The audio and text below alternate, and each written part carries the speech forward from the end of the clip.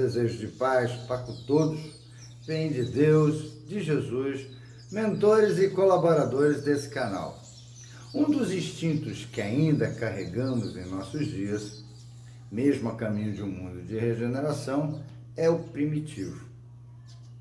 Em meio a tanta tecnologia, usamos esse visgo da humanidade que é a crueldade. Nas questões que refletiremos hoje, vão da 752 a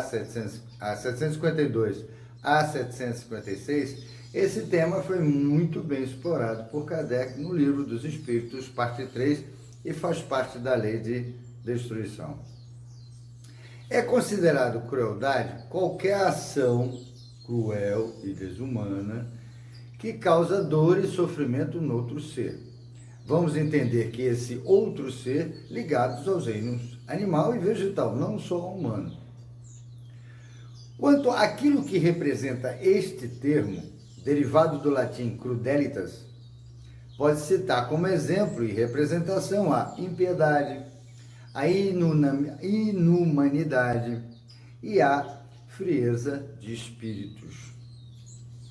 Para a psiquiatria, a crueldade é um distúrbio psicológico que consiste na obtenção do prazer através do sofrimento dos outros e na indiferença perante a dor alheia.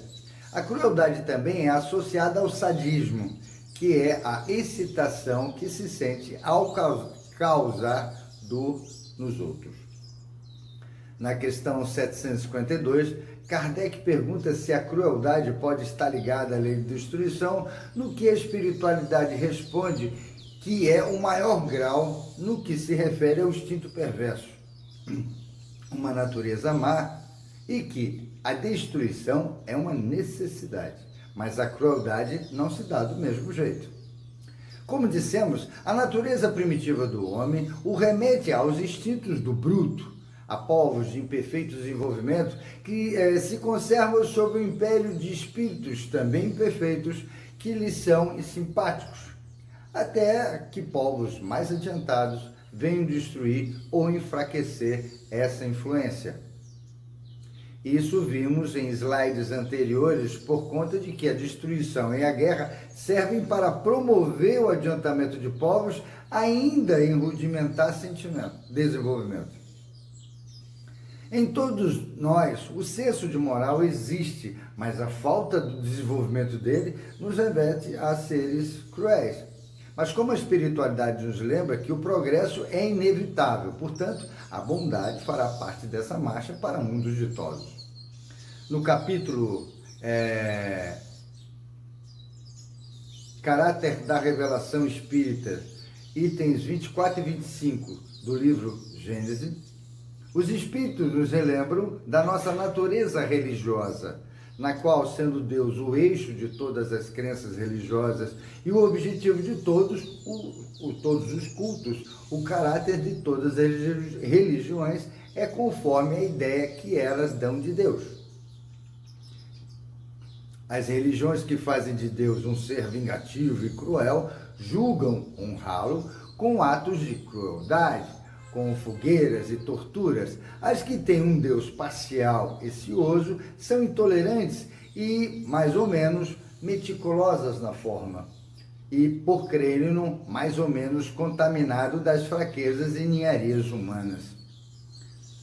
Toda a doutrina do Cristo se funda no caráter de que ele atribui a divindade, como um Deus imparcial, soberanamente justo, bom e misericordioso. Ele fez do amor de Deus e da caridade para com o próximo a condição indeclinável da salvação, dizendo: amai a Deus sobre todas as coisas e ao vosso próximo como a vós mesmos. Na questão 755, tem como observação que os espíritos de índole cruel podem encarnar no seio de uma sociedade ditosa para se melhorar, mas que pelo fardo se torna pesado e ele cai ao fel de seus instintos cruéis.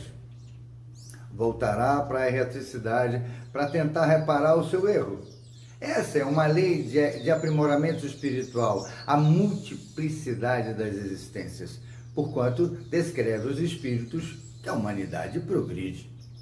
Esses homens em quem o instinto do mal domina e que se acham deslocados entre pessoas de bem, desaparecerão gradualmente, como o mau grão se separa do bom, quando este é joeirado. Mas desaparecerão para renascer sobre outros invólucros. Como então terão experiências, compreenderão melhor o bem e o mal. Temos disso um exemplo nas plantas e nos animais que o homem ha conseguido aperfeiçoar, desenvolvendo neles qualidades novas. Pois bem, só ao cabo de muitas gerações o desenvolvimento se torna completo. É a imagem das diversas existências do homem. Leon Denis nos fala do progresso social, que a humanidade marcha para a solidariedade e não para a divisão. Essa ideia de associação germinou durante muito tempo na sombra. Atualmente, ela começa a crescer, trazendo seus frutos. Os trabalhadores não têm o que destruir, mas transformar. Eles têm a quantidade e a eleição. Se souberem limitar suas pretensões dentro dos limites do direito e da justiça, o seu sucesso é apenas uma questão de tempo e paciência. A vitória está assegurada em um futuro próximo. Iremos nos debater em muito nesse assunto quando nos debruçarmos sobre a lei do progresso. Emmanuel, no livro Justiça Divina, Psicografia de Chico Xavier, em nossas faltas, na maioria das vezes, somos imediatamente perdoados, mas não limpos. Somos perdoados do fel da maledicência, da calúnia, das ofensas, da falta de vigilância, da fraqueza, no delírio da violência. Mas onde estivermos, é preciso extinguir os monstros do remorso que nos pensamentos articulam desarvorados.